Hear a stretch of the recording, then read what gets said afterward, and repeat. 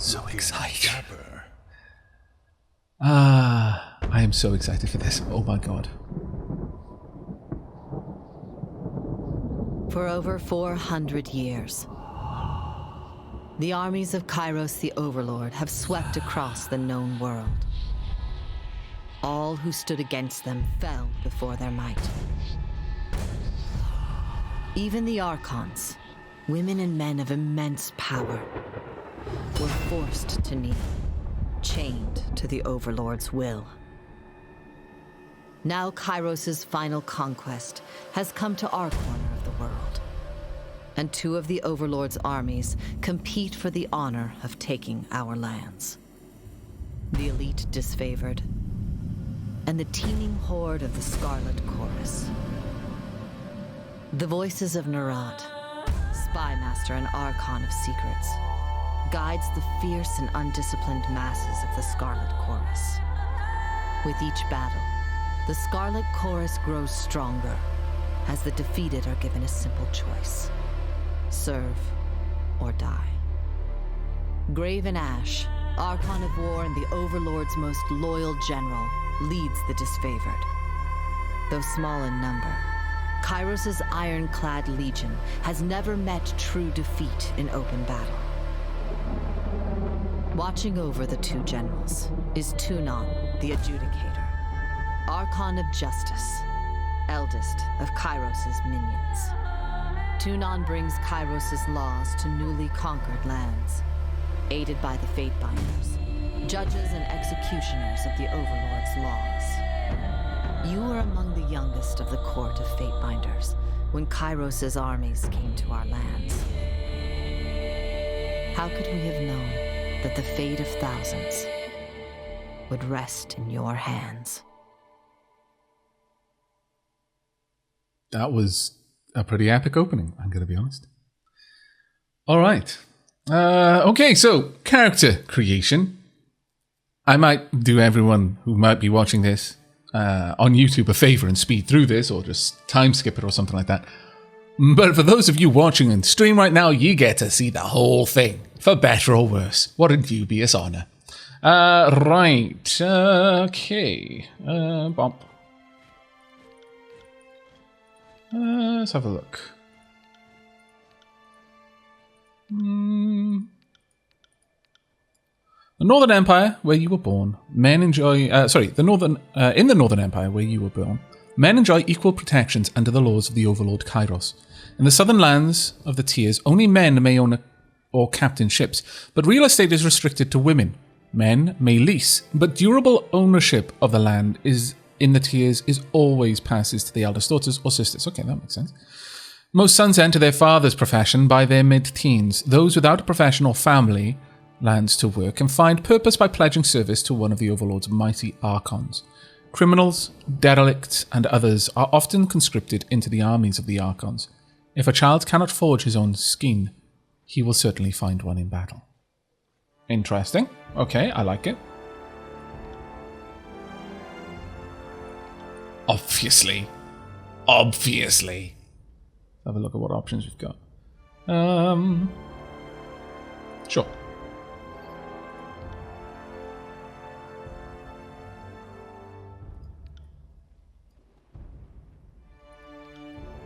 That'll do. As a face.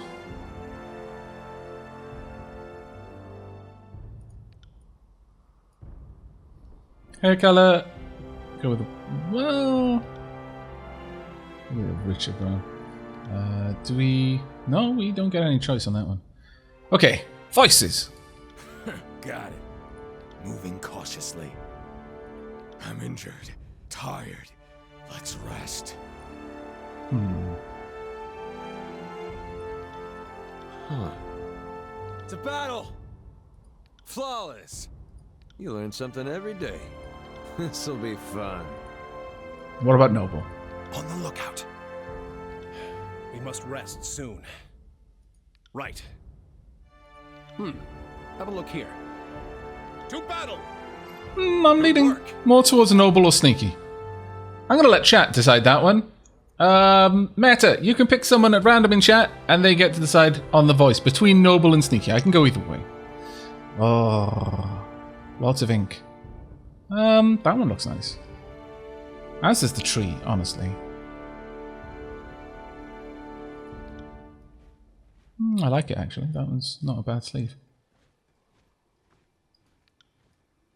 Oh, I like that. That one definitely has my attention. The tree is pretty cool too, the roots motif, but I think I like that one more.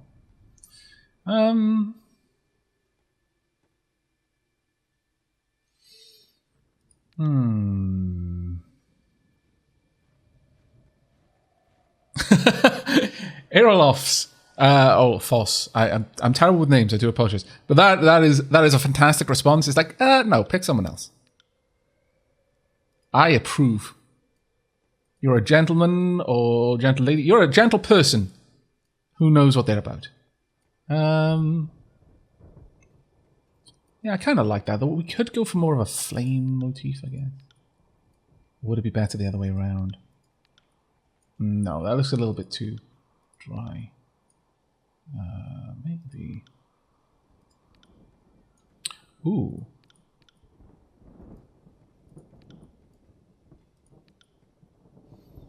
It has a certain something to it, I guess, but I think ultimately we'll go with blue.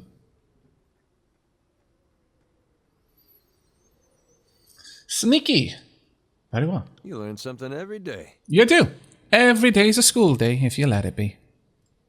That almost looks right, but, I mean, you know, I don't know if I'm going to be going to magic, though. From what people are saying in chat, if I didn't, I'd be doing myself a disservice, because apparently the magic system in this game is very, very good. Very, very good. Oh, man. I mean, it's got the beard as well. Not quite as... honestly, this looks like the beard of a sailor. But in other ways, very similar, actually, so... that just screams out Nefarious Rogue. Maybe I shouldn't. Maybe we'll go with this. Something like that, I guess, would work. Yo ho, me hearty, indeed. Magic system is awesome, but you don't have to be a dedicated caster to use it. Okay. And yeah, the Lord does say that men are sailors. Exactly. And that is something that I picked up on that Maze Man. Given that men can lease land, but... well, are we from the tiers? Because it said the people in the tiers. Are we from the tiers, though? Are we a native from the tiers? Because I believe the tiers is a region that the game is set in, and that's only a small part of the world.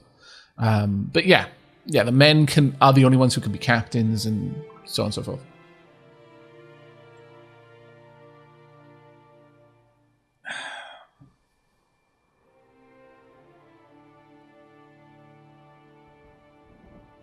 You choose history in the next step. Ah, right, okay. That's cool. That is very cool. All right, well, on to history then. How did you join Kyros' army? A pit fighter, a hunter, a guild apprentice, a noble scion, a diplomat, a war mage, a lawbreaker, or a soldier?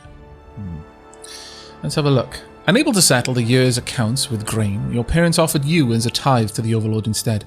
Seeing your first battles as a child, you've known all your life how to fight, how to stay calm at the sight of blood and disembowelment, and how to rely on your fellow warriors.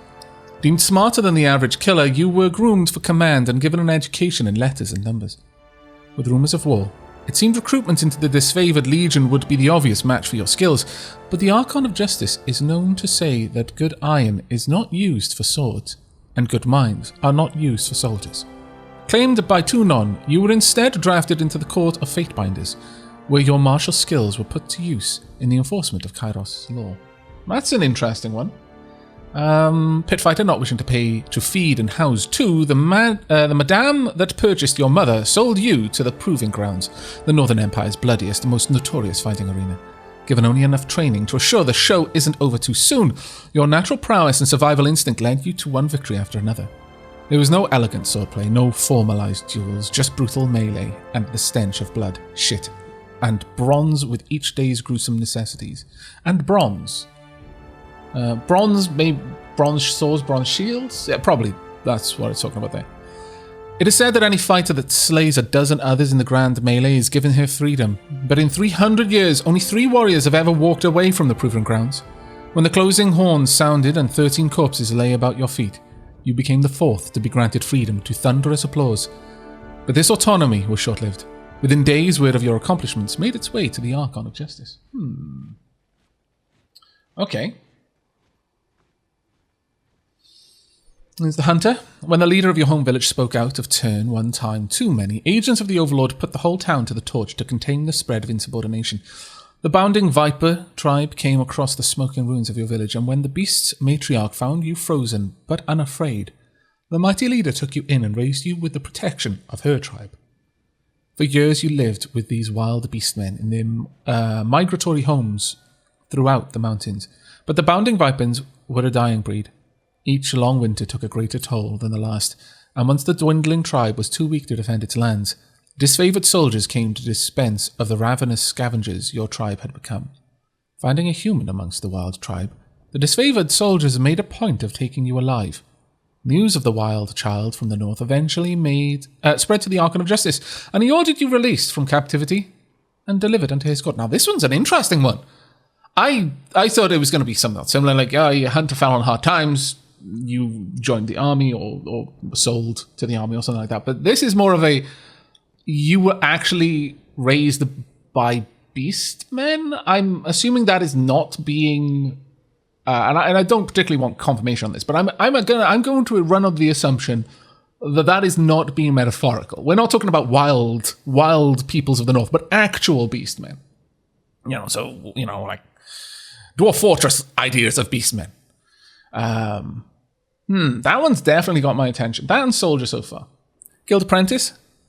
Deeply proud of your intelligence, your parents always knew you were too smart for a life spent with your hands in the soil. Looking to secure a better future, your parents struck a bargain with the Seven Tree Guild, a small magical order willing to teach you letters, numbers, and magic, if you proved capable. For several years, you learned much from the mages, mastering reading and writing faster than the rest, and eventually learned the basics of mystic theory and spellcraft. Your magical studies came to an abrupt halt when the voices of Narat, Archon of Secrets, deemed the guild's peacetime distraction that must be disbanded for the upcoming war. Its mages assigned to proper armies. While your peers went on to other guilds, your mind was seen as too valuable to be wasted on the armies. Instead, your life was claimed by Tunon, Archon of Justice. Noble scion, born to noble parents, you were groomed for leadership. Your youth spent on letters, history, rhetoric, and other matters of culture and statecraft. Though you had wealth and creature comforts, you were expected to grow up quickly and bear the honour of shepherding others through prosperity and war. When your parents came under accusation of sedition, you were sent to the court of Tunon, Archon of Justice, to defend your family's actions. Your parents were found guilty. Their sentence? The dissolution of the treasonous estate.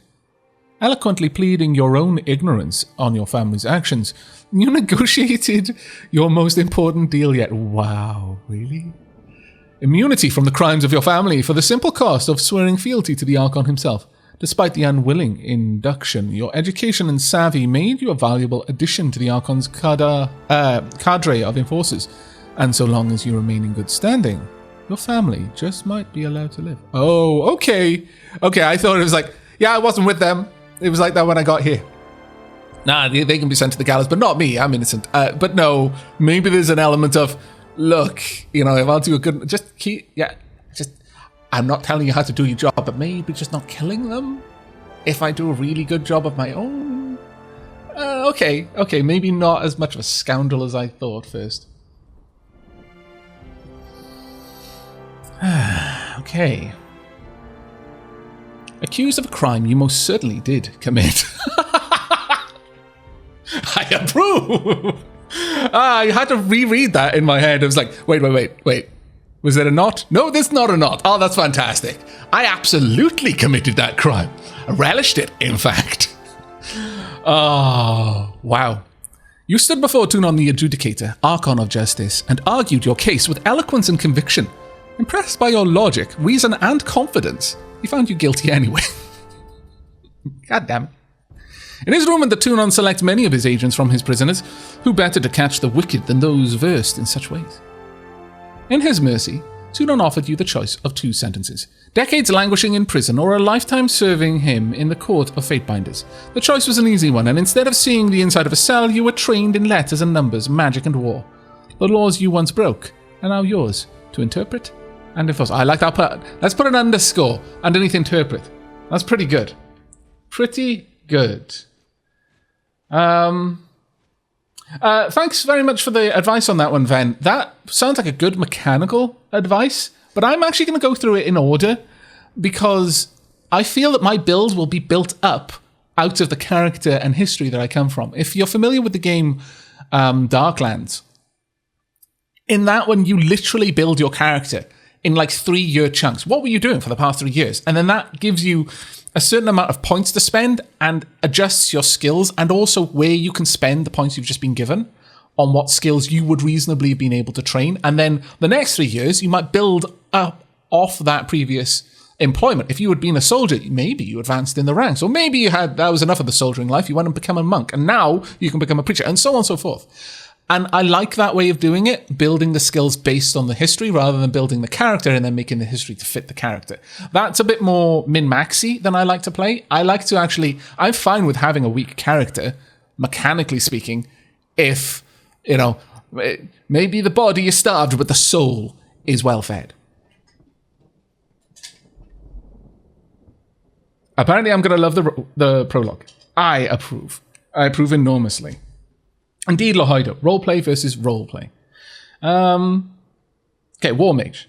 Few have the combination of wits and courage to be accomplished casters and warriors, and those cursed with such combination of talents are invariably pulled from their mundane lives and assigned to the armies of the Archons. Your earliest memories are a painful slog of training, study, lecture, and exhaustion.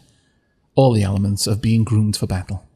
You knew better than to ask what became of your family, nor to question the missives allegedly penned by their hand that were part of your earliest lessons in reading. When you reached adulthood, Tunon the Adjudicator came to the barracks and laid claim to your life. Seeing you as too valuable for the crucible of battle, the Archon of Justice deemed your life better spent dedicated to the art of punitive legal remedies. Though you had much to learn in matters of civil discourse, none could deny your bright future as Tunon's next great enforcer. I'll be honest, I enjoy reading well-written things, whatever they are. If it was well-written, I'd enjoy reading a phone book.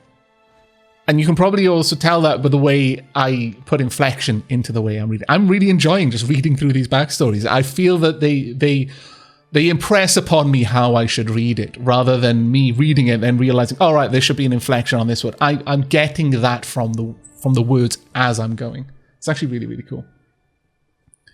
Though they would never tell you why, Kyros bestowed great wealth upon your family for some unmentioned service, and your parents used this wealth to have you raised far from home. Your childhood was a nomadic tour of Taratus, with hired tutors and fleeting friendships. Where others had stability and routine, you had a worldly and varied education. A careless word in a far-flung city landed you in the legal trouble, however, and you were taken before Tunon the Adjudicator and made to stand trial. Also, thank you very much to Trexseat for the Twitch Prime. Thank you. Normally, that isn't going to happen, by the way. Because I'm fairly certain I'll be skipping through part of this for YouTube. It doesn't matter so much. But if I'm already reading something, do be aware that I will have noticed the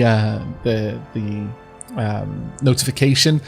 I just won't split what I'm saying typically in order to thank, but I am so thankful. If in the unlikely event that I'm in the middle of a cutscene or a very long and emotional segment of dialogue that I don't split up because it's better as a whole, and I forget to make mention later on, by all means remind me.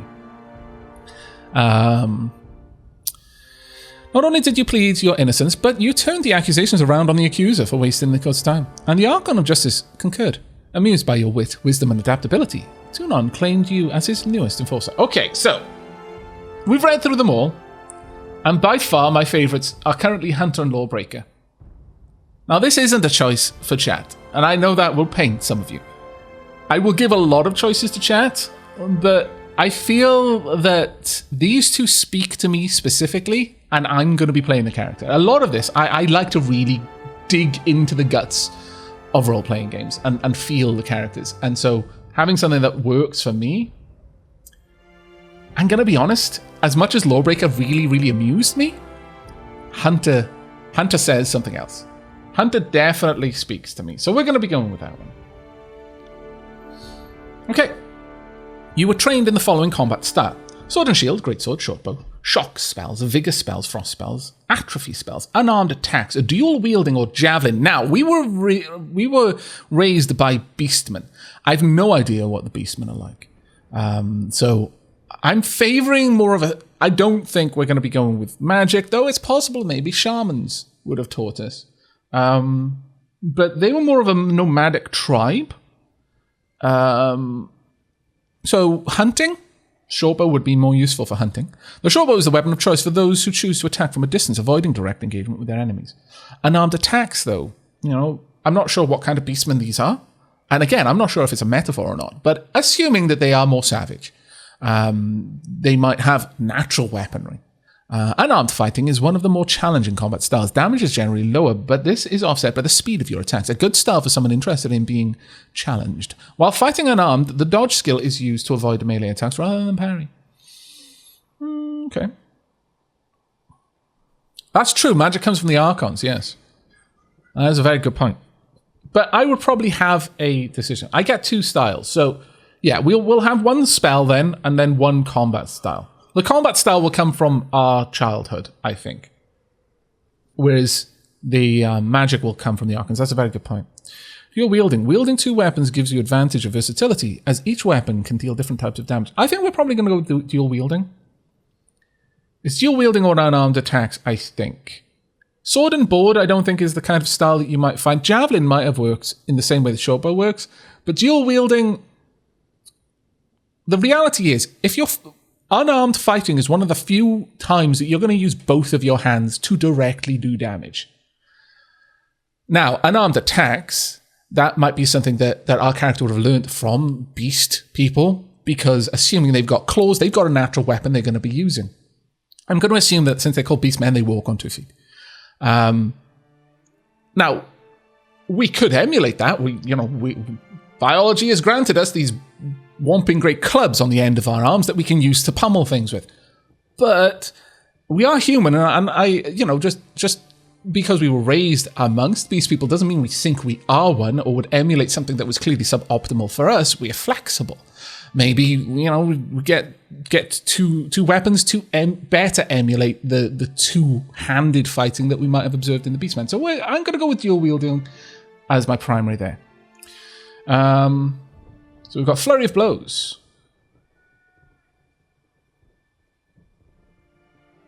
Oh, the orange text shows extra info. Yeah, that does make sense, but I thought I was going to have to click on it and open up some sort of encyclopedia, but yeah, this is actually quite good. Two terms effectiveness of attacks when wielding a weapon in both hands. Parry, the parry skill defends against melee attacks and spells highest. Oh, and spells, wow, okay. Athletics determines a character's ability to traverse difficult terrain.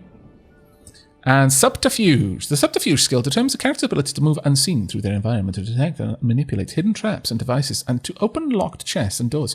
It is also used in dialogue to determine your ability to deceive or to trick the person you're speaking with. Slice.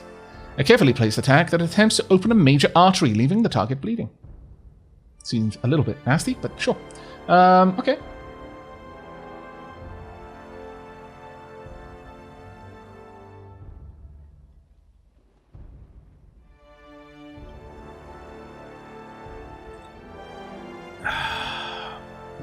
Now, as for the spells, we've got shock spells.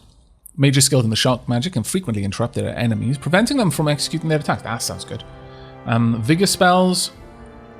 School of Vigor is a utility branch of magic that focuses on granting bonuses to yourself and your allies, possibly even things like healing. Atrophy spells. Okay, can I... if I click that... Oh, it's selecting it. Okay. Can I... One's X-Bone Hammer, that's fine. How do I select the next one?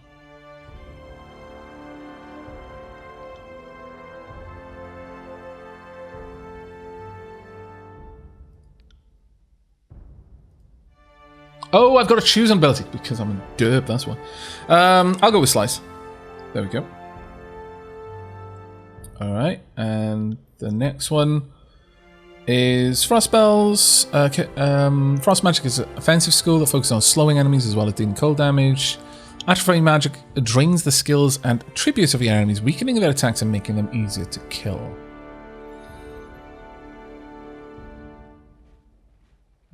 Okay, well, shock spells will give me charged fist.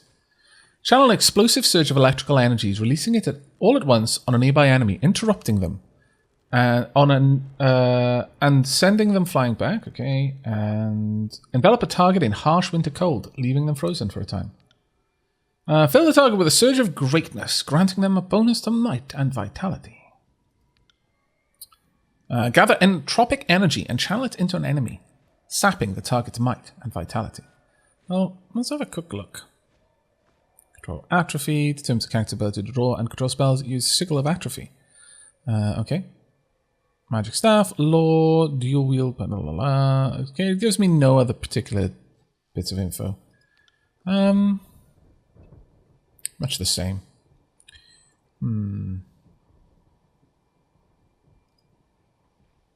I start with both of these weapons. It's not a choice on that one.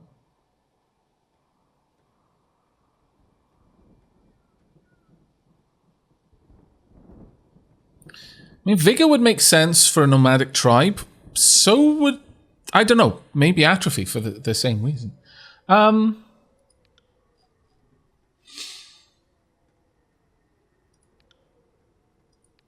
think we're going to go with making my enemies weaker rather than making me stronger.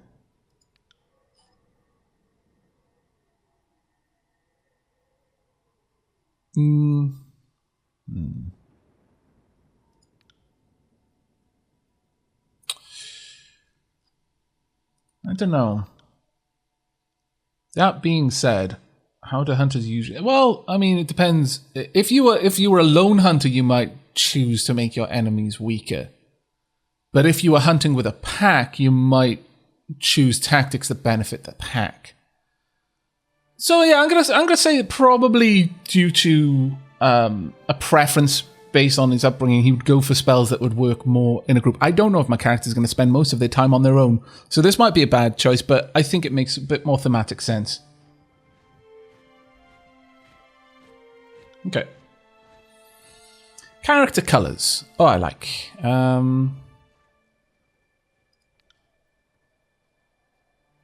one's a good one to start with. Let's see. I kind of like that one too, though.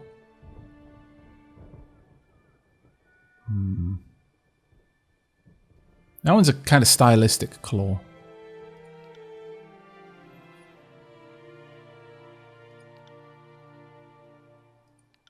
Gold on black is a nice color. Gold on blue is also kind of nice. Character colors.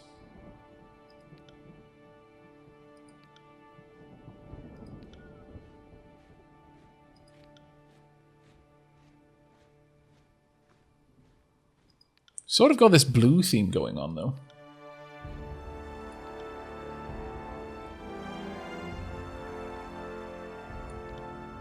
Ooh, I like. Yeah, I think just having the red sort of leather there. And we just have black up top.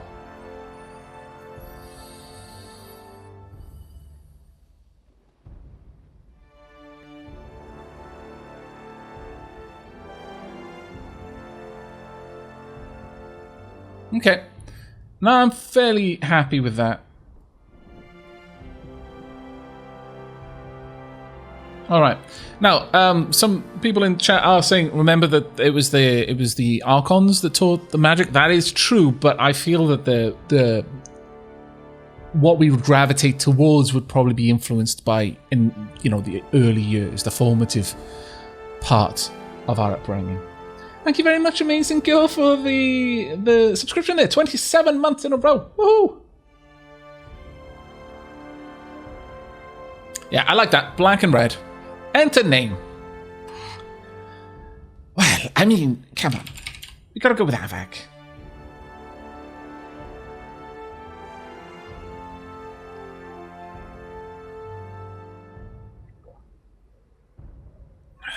Okay, try Kyros first. Okay.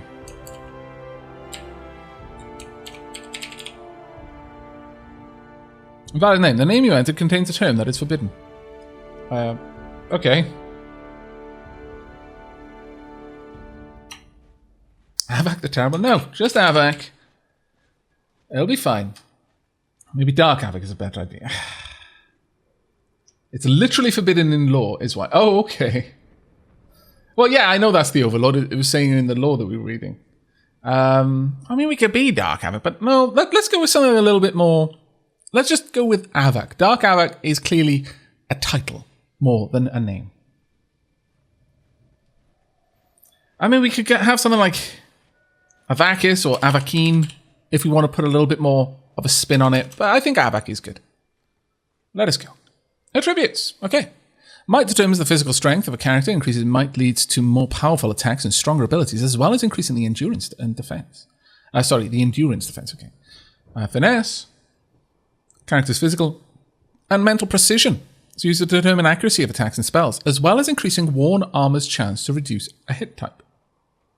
Quickness determines how often a character can use their ability and spells in combat, reducing cooldown durations. What's this? Why have I got... Oh, it's saying that these are recommended for my spells. Right, okay. Vitality determines a character's physical health, their strength or personality. It also increases will defense. Resolve determines a character's ability to endure physical and mental challenges. It is primarily a tribute used to derive the endurance, will, and magic defense. It also increases the durations of afflictions applied by the character. Wits. The Wits attribute describes a character's mental acuity, their ability to observe their environment and pick up on clues. Wits is used to increase spell strength. Points available. Well, I want probably 2 points in Wits. I feel...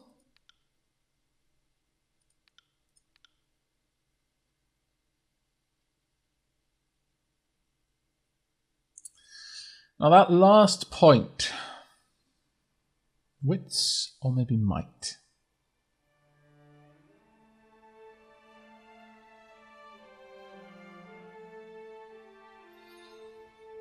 Deflection.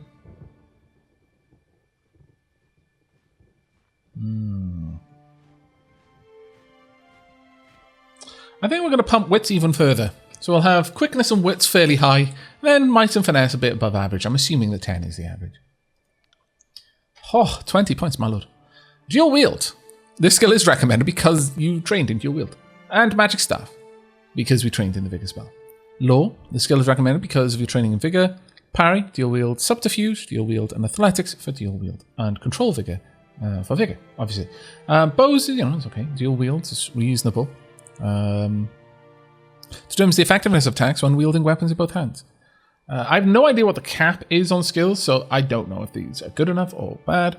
Determines effectiveness of attacks using weapon wielding in a single hand. Athletics determines the character's ability to traverse difficult terrain, as well as their ability to execute complicated moves in combat. Athletics is also used in dialogue to determine your ability to intimidate or physically overpower someone. I will pop a few points in there. Law. Law skill determines a character's ability to decipher information and put together clues from fragments of information. The skill is critical for magic users who wish to learn new runes to power their spells. Law is often used in dialogue to determine what you know about the history of the world, or to impress others with your intelligence. Parry. The skill defends against melee attacks and spells. Higher skill ranks will reduce damage from enemy attacks and may lead them to miss altogether. Subterfuge skill determines your character's ability to move unseen through their environment to detect and manipulate hidden traps and devices, and to open locked chests and doors. It is also used in dialogue. We'll pop maybe a couple of points in there as well. Oh, there isn't a skill cap. Wow, okay. Determines the character's ability to draw and control spells that use the skill of Vigor. Higher skill increase the chance of critical hits, which extend the duration of Vigor skill. We'll pop that up a few points there. I want a decent chunk of points in dual wielding.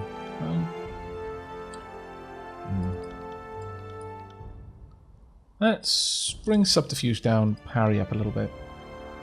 Yeah, I think that's okay. I'm basically guessing with this.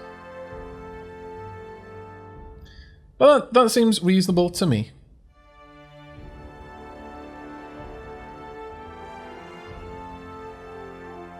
Wow, the highest level spell I've seen on one of my dudes is needing 300 law. Yee! Gads! That is high. Okay.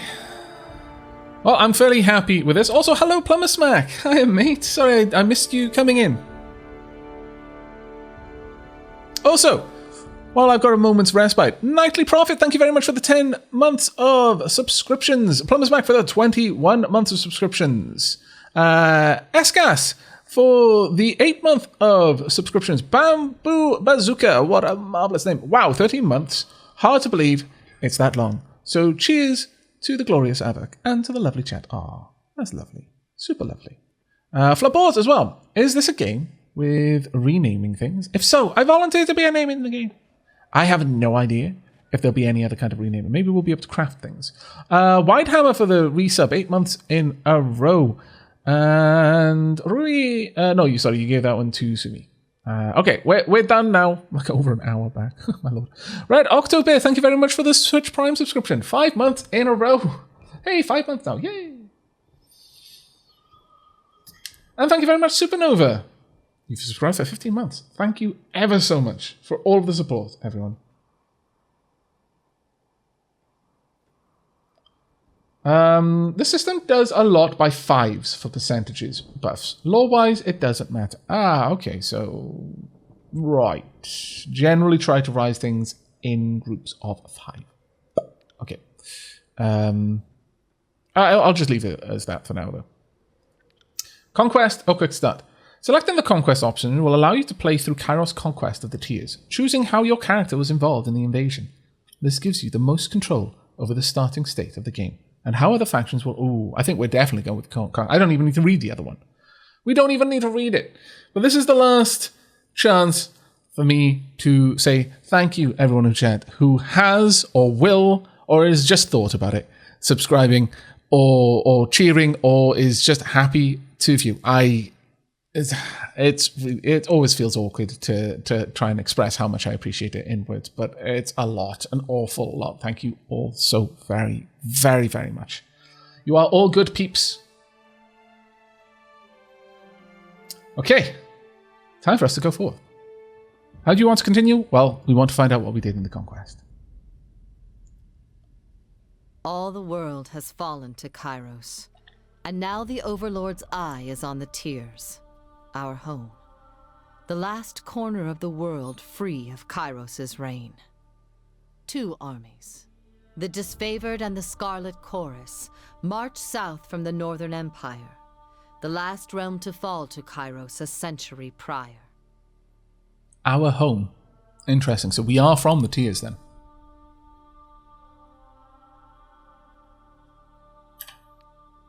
In the early days of 428, Kyros' armies arrive at the Gates of Judgment, the mountainous border that we Tiersmen so long believed unassailable. Unable to agree on a unified plan of defense, the various leaders of the Tiers sit and wait for each other to deal with the conquerors, until it's too late.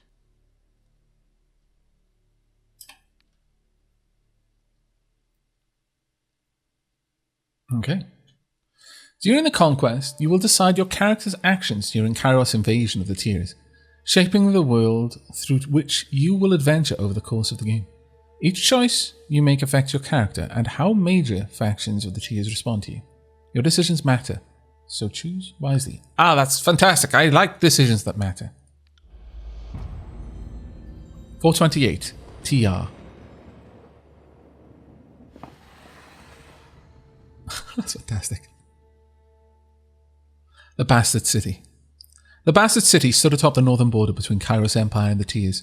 Built upon a natural harbour at the crossroads between realms, the city was a nexus of commerce. To the Tiers, it was the centre of all wealth. To the northerner, it was little more than a backwater trading post. Its symbolic status as a gateway to the continent made it a natural first target in Kyros' military conquest. Circumstances were ideal for you to prove your worth as a soldier in Kyros armies. Taking the city would send a message to the rest of the Tiers. Kyros' will is insurmountable. Okay. Infiltrate the Tiers. Gates of Judgment. Alright, Gates of Judgment. In the first major engagement of the war, Kyros armies crossed the mountains and established a foothold. Or both armies sent their forces to prepare the way. Wow.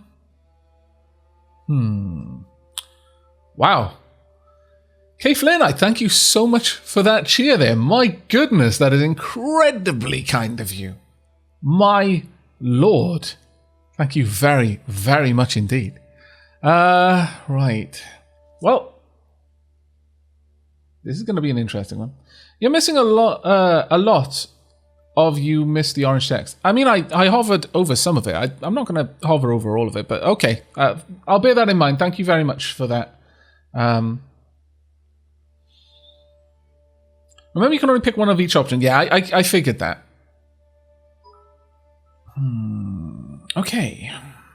Well, I'm going to go with infiltrate the tiers. I think that makes more sense rather than just a frontal assault. It costs unnecessary amounts of lives. Infiltrate the tiers. History would remember the Gates of Judgment as the first battle of the Conquest, but the real combat unfolded with advanced units of both armies preparing for the coming war. The Disfavored and the Scarlet Chorus each had a plan to infiltrate the capital city. Which army did you join? Aid the Disfavored Scouts, or conscript enemy fighters for the Scarlet Chorus. Oh, I can choose. You lent your skills to the elite Disfavored Scouts to capture a border garrison.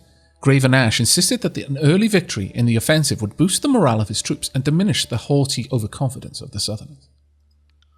Or we joined the Scarlet Chorus as they raided villages and small towns, conscripting every able-bodied man and woman into their army. The voices of Narat emphasized the reward of conscription and enslavement over wanton bloodshed. Apparently, his soldiers needed the reminder.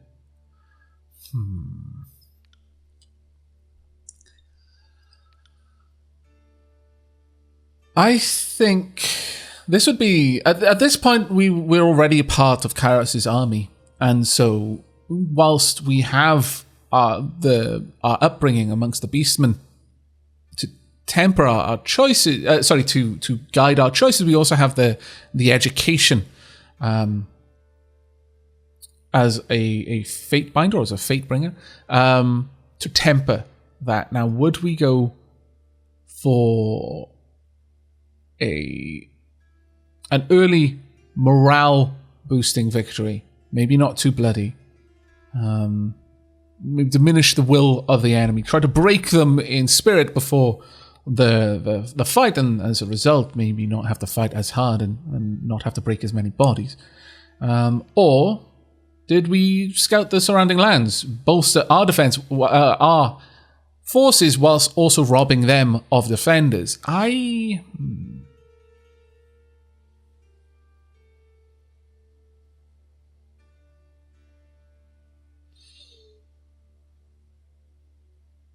I'm going to go with... I kind of feel that this is I think we're going to go with Scarlet Chorus. Largely because of the education with the Beastmen from our early days as a wildling. The howling mobs of the Scarlet Chorus found easy pickings amongst the villages and frontier towns. Rallying an experienced gang under your control, you flooded the unprotected settlements with a deluge of bloodthirsty soldiers, rounding up the innocent for merciless rites of conscription. The young and infirm alike received makeshift weapons, and examples were made of all who challenged your forces. Bolstered with fresh recruits, your army gathered strength for the invasion to come.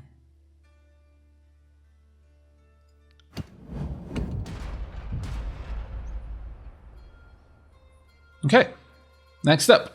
Containing the fire, the Bassett City residents' fire mages threatened the first leg of the conquest. Kyros forces put a stop to their unchecked power. Or you found an ally within the city to prepare the way for the approaching armies. Well, we had a forward infiltration, but this could be the result of either one. We identified and then dealt with a potential problem before it could be one. Or we got an inside job.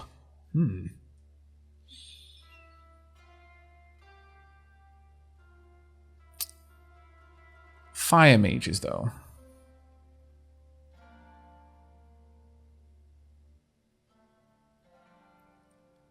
I think we're going to go for an inside agent. Inside agent. With border garrison captured by your disfavored allies, you travelled ahead of Kyros armies and lurked in the shadows of the Bassett City. You decided that converting one of the locals to Kyros' side would help bring the city to its knees. After all, corruption starts from within. Okay, let's have a quick look at the orange text. Disciplined and battle-hardened, the disfavored are an elite legion in Kyros' army. That we already knew. They spearheaded the conquest of the younger realms, finding themselves always outnumbered, but never outclassed. Led by the steadfast and dutiful Graven Ash, whom they followed with obsessive devotion. They are committed to imposing their interpretation of order upon the... right-click for details. Right, okay. Relative lawlessness of the tiers. The Legion only tolerates Northerners in their ranks, priding themselves on their high standards and cultural purity. Okay. Kyros is a name out of legend. For centuries, the Overlord has consolidated power, sending vast armies to swallow entire realms. The most powerful mystic the world has ever seen, Kyros can issue edicts, magical proclamations that level cities, spread pox, sunder the lands, or change the course of the seasons. The Archons, the masters of magic throughout the known world, bow to Kyros, and the Overlord readily destroys any Archons unwilling to kneel. These sorceresses and madmen lead the Overlord's armies in near-endless conquest. As the realms of the known world fall to the Overlord, these captured territories are divided up amongst the Archons to manage. Able to deliver suffering and woe to every corner of Taratus, without leaving the capital, few have seen the Overlord in person, though Kyros' name is the single most recognized name in the world. Only the Archons can say what the Overlord looks like. Interesting. Bassett City. Named for its position between two realms, the Northern Empire and the Southern Tiers, Bassett City and its surrounding lands, known as the Bassett Tier, is the melting pot of cultures and a place of commerce and intrigue. The Tiersmen of the South view the Bassett City as a place of wealth and excess, but to the people of the Northern Empire, the Bassett City is little more than a sprawling slum. Tunon, the adjudicator, established his court in the Bassett City. From this foretold in the Tiers, he and his court, fate binders, imposed Kyros law upon the conquered lands. Good night, Ashkaztra, sorry. Okay, well, you enlist a bitter captain of the guard to sell military secrets to the disfavored. Better that Kyros forces march to their next inevitable victory. You came to an arrangement with a well-connected smuggler who knew how to sneak agents of the Scarlet Chorus behind the city walls. The Scarlet Chorus were better operatives than soldiers, and this work required a subtle touch. Let's have a look at the Scarlet Chorus. The Scarlet Chorus is little more than a gang of thugs and their captive slaves. Rather than organize under commissioned officers, the Chorus follows a hierarchy seemingly ruled by whoever has the bravado to command and defend their position. At the head of this chaotic pecking order, the Archon of Secrets, better known as the Voices of Narat, treats the Scarlet Chorus as his personal army. The Scarlet Chorus often suffers tremendous losses after battle, only to swell in the aftermath when captured enemies and collateral prisoners are given the cruel opportunity to join or die. I feel that based on our backstory and upbringing with the Beastmen, that the Scarlet Chorus would already would make a little bit more sense to us, certainly more than the cultural and possibly racially pure disfavored. I mean, ultimately the only reason we survived is that Beastmen took us in despite the fact we weren't. So the idea that you shouldn't give anyone a chance just because they're different would probably not sit well with someone who lives only because something different gave them a chance. Thank you very much, Soot Shadow. Keep up the great work. It's been a joy to share the games with you. Sorry I lurk so much, but I'm here when I can be. Oh, you never have to apologize for lurking. Thank you so much for the subscription there. 14 months in a row. Thank you so much. I'll try not to die. Cool man the plays. Indeed, lurkers make the world go round. Okay. We're going to go with the Scarlet Chorus here as well. After accepting his deserved payment, the smuggler uncovered a long-forgotten tunnel that intersected with the sewers of the Bassett City. Armed with maps of subterranean layout, your Scarlet Chorus allies fanned out to occupy various city districts undercover. They spent the ensuing weeks murdering key officials and sabotaging defences wherever possible, weakening the Tier's capital under the very noses of its leaders. Betrayal of the Bassett City. Your tactics of infiltration placed you in the Bassett City ahead of the main armies. Your work softened the city defences for the arrival of Kyros forces, but you wanted a decisive gesture that would give your allies a meaningful advantage. How did you assist in the fall of the Bassett City. Betrayal of the Bassett City, the duel of the City Marshal. You challenged the commander of the Bassett City's defences to an honourable fight to the death, but disfavoured wished to spare soldier lives for the battles ahead and civilian lives for the occupation. This would give us Warrior's Respite. Stand your ground in the face of defeat. During this time, you will regenerate health rapidly, but your damage is significantly reduced. Instead of right, spreading the word of Kyros, you converted the poor and affected into hidden army of the Scarlet Chorus. Once the dust settled, the army wished to bolster their troops with the sleeper cells. Searing Pain, gather heated energy into your hands and release it into a foe. The target ignites in flames, burning over time. Or spread fear through assassination. Keeping to the shadows, you eliminated the leaders of the Bassett City, one by one. Create a cloud of obscuring shadows and dust. For a short duration, enemies that use physical attacks against you have a significantly increased chance to miss. During this time, your attacks will also be less effective. Okay, so it's a bit of a double-edged sword, that one. I kind of like it, though. Thank you very much for the subscription there, Cleardale.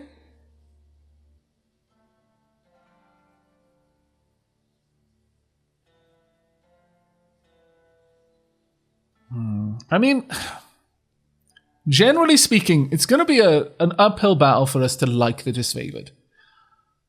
They ultimately were the reason why our Beastman tribe got wiped out and us captured. But at the same time, I can only imagine that living closer to the natural cycle, that you just kind of accept the strong eat the weak. To a certain degree. Obviously, Beastmen, I'm assuming, are more culturally advanced. But there's a certain natural order to it. I don't think our character would inherently hate the Disfavored because they were ultimately the better predator. That's just life. But that being said, the way they act seems to be more repugnant. Or at least to the kind of the idea of the character that I'm building in my head.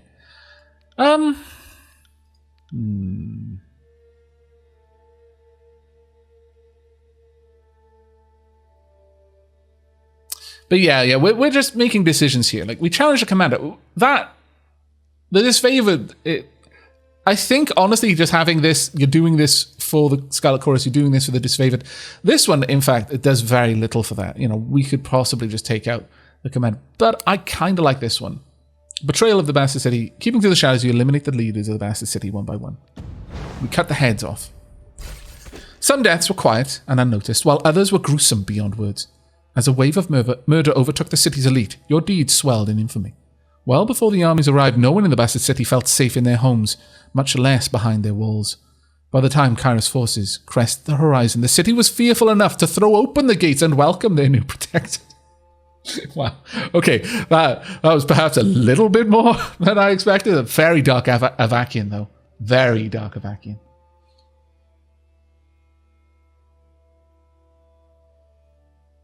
Hey, Yellow Jerk, how you doing, buddy?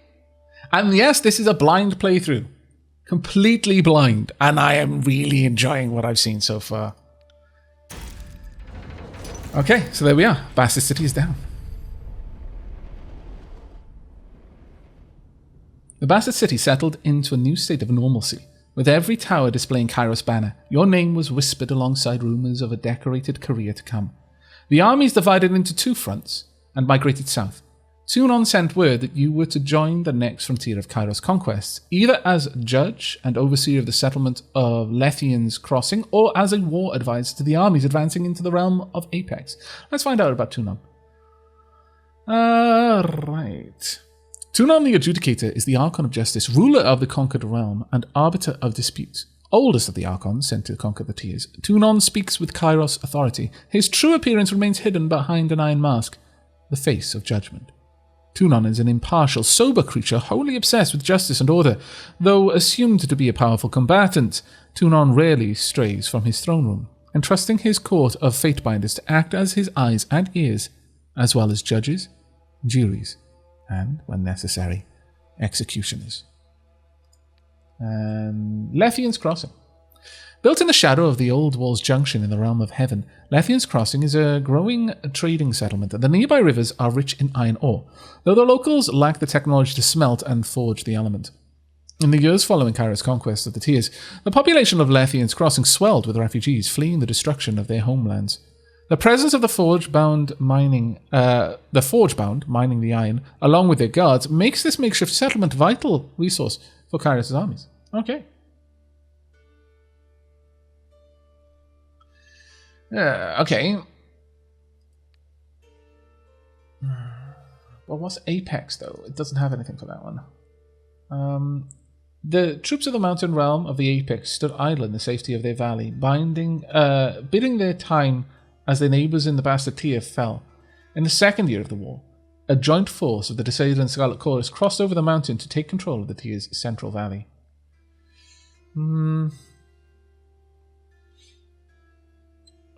This deposit of iron made the settlement of Lethian's Crossing a strategic war asset. Kyros sent the forge-bound Smith mages of exceptional skill to establish a flow of weapons. Smith mages? That sounds amazing. Tunon the Adjudicator sent one of his Fatebinders to ensure the enforcement of Kyros' law. I think we are actually going to go with Lethian's Crossing, because it makes a lot of sense to take that resource. But it's also said, while we would be able to make use of the resource, it is not necessarily a resource that they are using.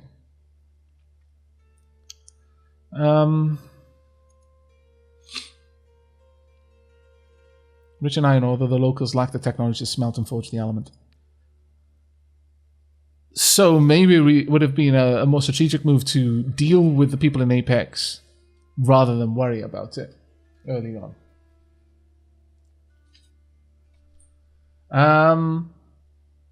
No, I think we're going to go with Lethian's Crossing. It would bring us more material, I think.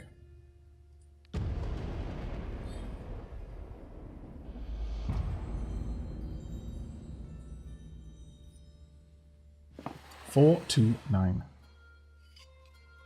I can see why you like this part, though, LeJerk.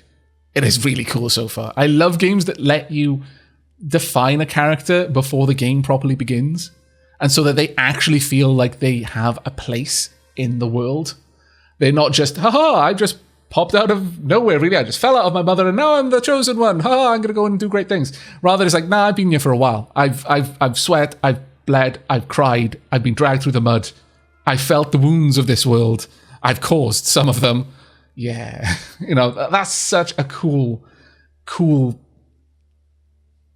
It gives depth to the story because you actually exist in it as a three-dimensional character already.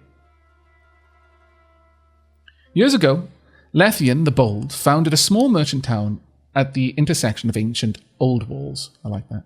A pact between the settlers and the mercenary company meant that caravans were able to travel without fear of bandits or Bane. Ooh, I wonder what Bane are. And the town thrived in modest insignificance. That's fantastic.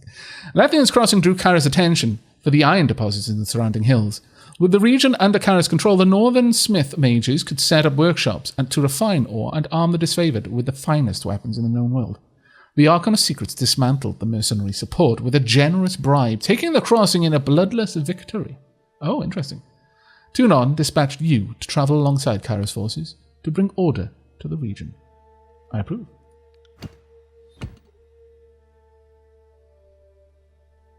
Okay.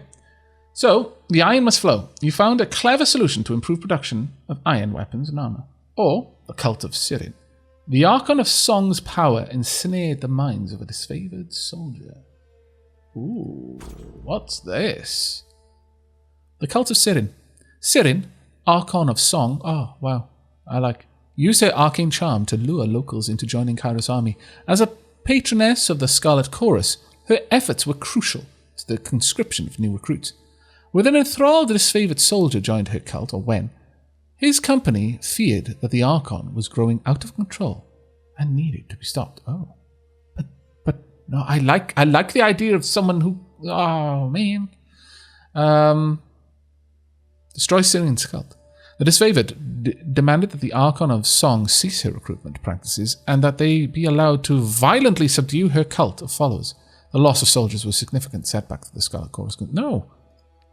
In the Scarlet Chorus tradition, you sent the latest batch of cultists to the front lines of the Apex campaign. Those who survived were welcomed to remain in Kyros military, and their performance would stand as testimony to Siren's effectiveness. I like the idea of an Archon of Song. I have no idea, because I don't get any additional thing. The Welsh in me likes the idea of an Archon of Song.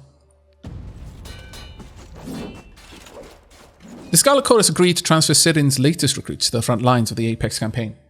Your resolution fit their traditional model of conscription, so they considered it a fair alternative. In the weeks to come, more of them returned to active duty than even Siren herself expected, likely owing to their obsessive devotion to the Archon and her enchanting music. I approve.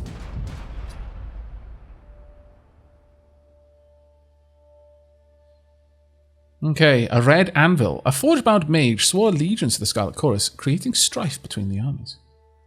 Who protected the city? Ancient threats. Who protected the city from attacks from arcane predators?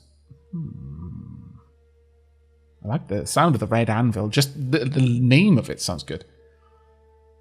But we're going to go with the red anvil. I like it. One of Kyros' smith mages swore allegiance to the Scarlet Chorus, jealously hoarding the secret of iron forging. The disfavored demanded the smith's immediate return. The Scarlet Chorus insisted that they were within their rights to take allegiance from any source. Tempers flared, and the forges cooled as arguments stalled productivity. Oh dear. Since the smith mage would not willingly return to work, you enlisted the disfavored to return him there in chains. Or erase his mind. Since Kyros law dictated that the secrets of iron be granted only to the smith mages, you ruled that the new recruit's mind be erased of all memory. I mean, that seems fair, but also a bit of a shame. Yeah, we're going to go with that one. The Scarlet Chorus presented a strong interpretation of Kyros law. With no memory of smelting or forging, the recruit would be a smith mage no more. You enlisted from among the more deviant arcane practitioners to destroy their new colleague's mind. They assaulted the recruit with a combination of spells typically reserved for torture and interrogation, stripping away his sense of self until nothing remained but an obedient servant ready to serve Kyros on the field of battle. Well, we peeled his mind away like the layers of an onion. Okay. Who controlled the crossing? Tragedy struck when the mercenary hired by the voices of Narat injured a forge-bound artisan, leaving him unable to practice his craft. Tunon ordered the mercenaries to leave the city in the hands of Kyros' more responsible servants. Only a token garrison could be left behind while the armies returned to the front. As the disfavored and Scarlet Chorus showed increasing tension and hostility toward each other, Tunon decreed it best that only one force control the crossing. Well, you grant control of Lethian's crossing to the disfavored, or you grant control... I'm going to give this one to the disfavored because in the service of Kyros, it makes more sense that the disfavored have the resource and control of the resource that is Lethian's crossing. I feel that they would make better use of that resource. So we're going to go with that. The disfavored placed a modest garrison in the settlement of Lethian's Crossing, though the force was larger than might be needed to police the small settlement. Protecting the forge-bound ironsmiths became the true agenda of the defense force, as these magical craftsmen kept the disfavored invasion force suited in iron. Relieved at the departure of the Scarlet Chorus, the citizens of Lethian's Crossing felt they got the least of two burdens. You received word from Graven Ash thanking you for your decision. The forge-bound and their weaponry could not be entrusted to the voices of Narat. Okay.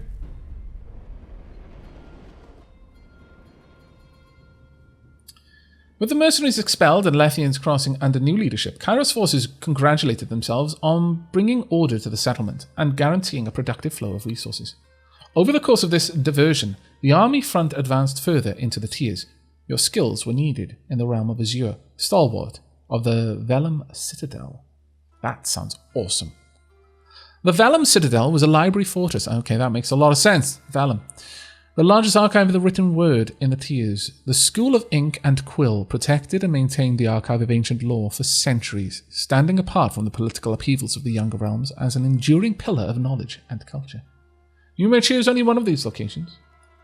Azure, stalwart. With its easily defended position and rich military tradition, the realm of Stalwart was the most formidable realm in the tiers. Oh, the Velum Citadel. Kyros' conquering gaze fell upon the Velum Citadel, its treasures, its knowledge, its secrets. Archon of Stone to subjugate the nation of Azure.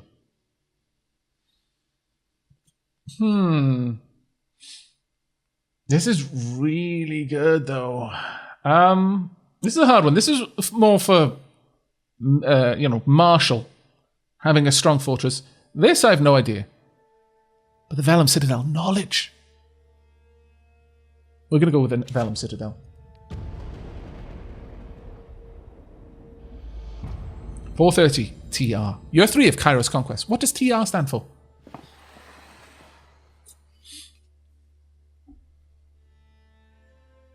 The Velum Citadel was an archive and library of massive scale. Its inhabitants were known as the School of Ink and Quill, a circle of mages that, centuries ago, carved out their own mountainous refuge on lands unsettled by other major realms. Legend said that the Citadel housed a treasure trove of arcane knowledge. The Overlord's spies infiltrated the school and confirmed as much.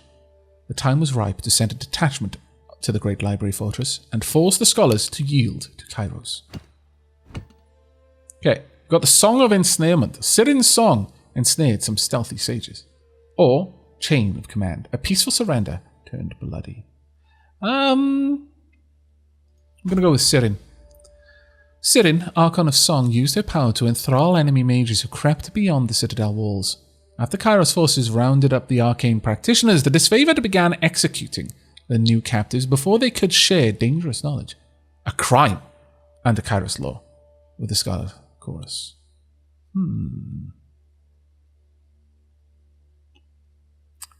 Okay. You calmed the disfavored with a compromise. The sages' mouths would be bound with iron bridles, preventing them from speaking their forbidden knowledge. Or you punish the disfavored for executing mages bound to the Scarlet Chorus, ordering that several disfavored soldiers be given to the Archon of Song as her personal bodyguard. I mean, it is a crime under Kyros' law.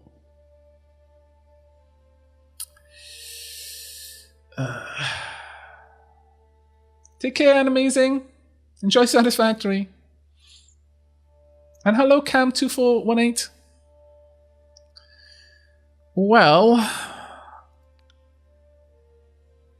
this would prevent them from executing any further captives, but they've already begun executing them.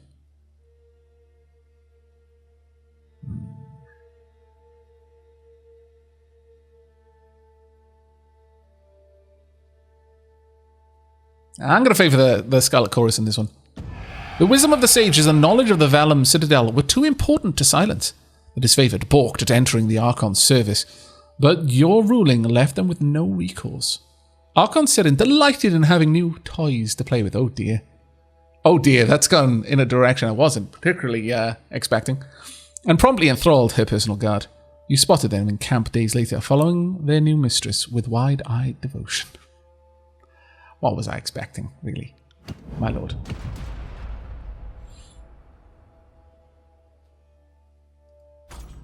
Spymaster's agents, or what's this one? The Right of Command. Sirin composed songs of strength and provoked bloody slaughter. Or suspicions arose when sages surrendered. Spymaster's agents. A group of enemy mages surrendered to the disfavored, claiming to be spies loyal to the voices of Norat.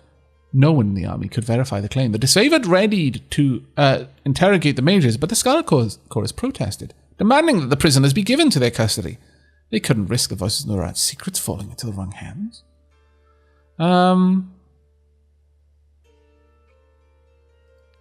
You ignored the disfavored threats, sharply reminding them that they marched at Kyros' orders and not their own whims. The mages were released into the custody of the Scarlet Chorus. Though it meant angering the Scarlet Chorus, the mages were disfavored property. They remained in the custody while you reviewed their claims. I realize I'm so heavily favouring the Scarlet Chorus right now. But there's something about the disfavored that I don't exactly get on with. Or alternatively, the Right of Command. The Archon of Song incited the Scarlet Chorus recruits to fight their leaders. Bosses were killed and supplanted left and right. The disfavored demanded an end to the practice for the good of the Conquest. You agreed with this dissuader argument. The right of command had its place, but not when Kyros forces were outnumbered and reinforcements were weeks behind, if not longer. You ruled that each Archon had their right to govern their armies according to their nature. The right of command bred chaos, but it also ensured that the strongest rose to lead. That, I feel, would really sit well with my character's upbringing. The pack would be stronger if the strongest was leading it. But at the same time, also, if you killed off if too much of the pack was wounded, then, you ended up with a lot of dead weight. Tricky one. I think we're going to go with the right command, though. Your keen understanding of their ways pleased and surprised the Scarlet Chorus detachment, who thanked you for the ruling. The following evening, 2 gang bosses were murdered in their pallets and replaced by stronger variants, who fought hard to defend their status. Though the camp grew quieter over time, the chorus fought with twice the ferocity under the new leadership. Marvelous. Okay. The Edict of Fire. Disgusted by your approbation of the Scarlet Chorus, the disfavored forces withdrew from the field of battle. Your small detachment now lacked the manpower to take the Velum Citadel. Tunon sent word that Kyros' patience had run thin. The Overlord would cast an Edict of Fire on the enemy. Oh no! The parchment arrived in a slender case of engraved iron. Written on it, the words of the spell, powerful enough to destroy the Velum Citadel. You had the choice of when to read the edict. Reading it at sunrise would offer your enemies no warning of the devastation to come. You could also wait until sunset, giving them ample time to flee or make amends.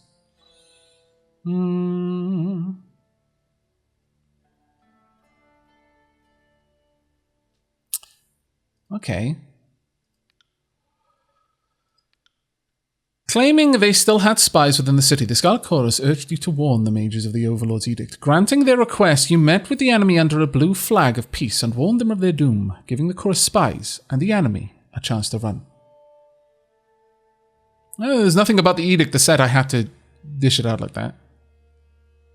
The option to give the enemy no quarter, you proclaimed the Edict of Fire at the first moments of dawn, granting the enemy no warning of the destruction to come.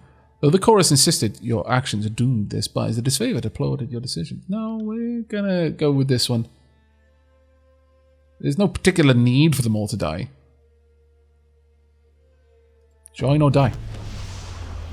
You confronted the mages with a warning and hoped the message was received. The hour before sunset, numerous figures were spotted fleeing the citadel. As the sun dipped under the horizon, you read the words of the edict. The earth shook, and red-orange light glowed in the foundation of the sprawling citadel. Bubbling up from under the library, a torrent of lava heaved with explosive force, gushing from windows and between loose bricks, melting winding trenches and in the surrounding land. Days later, the flames still raged on. The conflagration continually fed and renewed by the power of the edict. Let's actually have a look at what edicts are. Kyros' most powerful magic is that of the edict. Commandments cast upon whole regions that can control and destroy man and nature alike. Once cast, an edict can rain fire, wither crops, demoralize cities, usher in endless night, or do whatever it is that Kyros envisioned. No known force, magical or mundane, can stop an edict, though each edict is often worded to include some condition or contingency that will see its end. Some edicts have been short-lived, delivering days of wanton catastrophe, just as many have lingered for centuries. I see.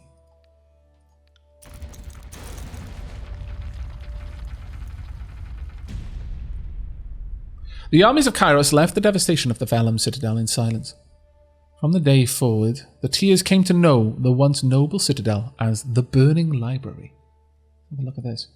Previously known as the Velum Citadel, the archive and ancestral home of the sages is now the site of a volcanic crater.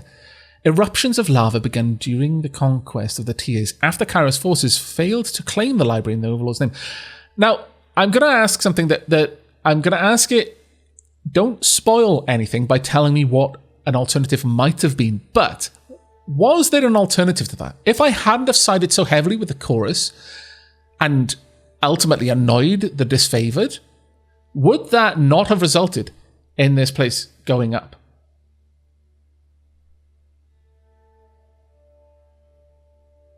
The edict happens. Okay, that's cool. That's cool. I was just curious. Thank you very much, everyone, for the nice and short response without any other stuff there. Fire to break the siege and rid the world of the forbidden knowledge stored there. The Citadel has been a smouldering ruin ever since. Okay. This was an undisputed loss of resources, knowledge, culture, and life. But a message had been sent. The Overlord will not tolerate defiance. You didn't have long to rest before Tunon called you into service once more. You were one of the last to depart from the mountains, and as you journeyed off, you spotted a few campfires in the mountains. They were mere specks, dwarfed by the inferno. The last gasps of survivors, or perhaps looters from Kyros armies, bored and daring enough to pick through the ashes. Okay. Where are we off to next? Conquest complete. Oh, now that's it. You have reached the end of Kyros Conquest. Do you want to continue or erase your progress? No, we want to continue. Damn it, that was awesome. I love the fact that there's going to be so much that I can do differently the next time I play. Oh my lord. That is an amazing statue though. Now do it all again. The jerk. No. The year is 431, and Kyros' invasion has shattered all major opposition in the tiers. The Younger Realms, the Bastard Tier, the Free Cities. All who defied Kyros lay broken by battle, or bowed in surrender. The two armies of the Overlord, the Disfavored and the Scarlet Chorus, now control our lands. Okay, now just to clarify something I said earlier, I noticed in chat that people were saying the narrator is from the tiers, not necessarily me. That's fair. But our will is not yet extinguished. Not entirely. In the Valley of Vendrian's Well, those of us unwilling to bow to Kyros have banded together in defiance. Violating an oath of surrender from 2 years prior, we have staged a bloody uprising, murdering the Disfavored and Scarlet Chorus garrison in a midnight assault. I kind of appreciate your defiance, though. I likes it. Well done. With their main forces spread across the tiers, the Disfavored and Scarlet Chorus redeploy to Vendrian's Well to crush the resistance. But months pass with no definitive battle. As disagreement and discord paralyze the Archons, we bide our time and wait for our message of insurrection to spread across the tiers. This but a scratch. You'll be fine, dude. Get up, walk it off.